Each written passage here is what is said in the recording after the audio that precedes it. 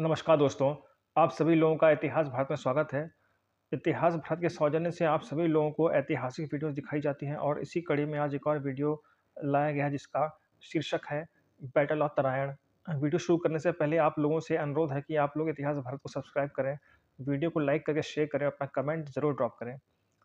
तरायण का युद्ध पृथ्वीराज चौहान और मोहम्मद गोरी के बीच लड़ा गया था।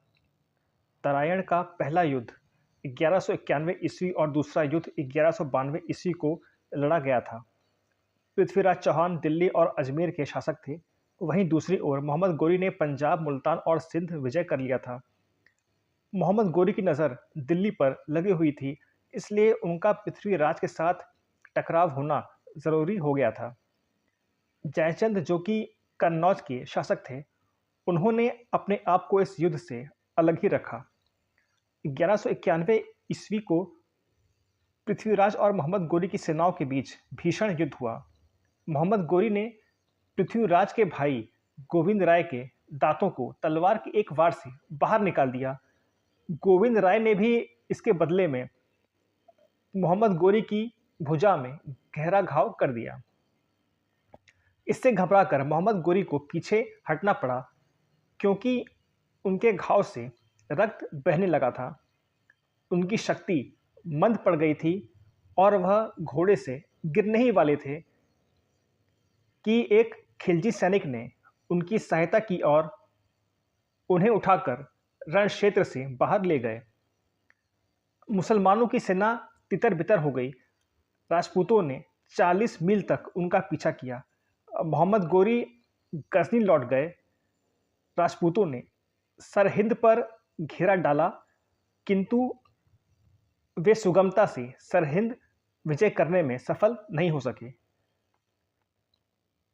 तरायण का युद्ध हारने के बाद मोहम्मद गोरी गजनी लौट गए और निराशा के सागर में डूब गए।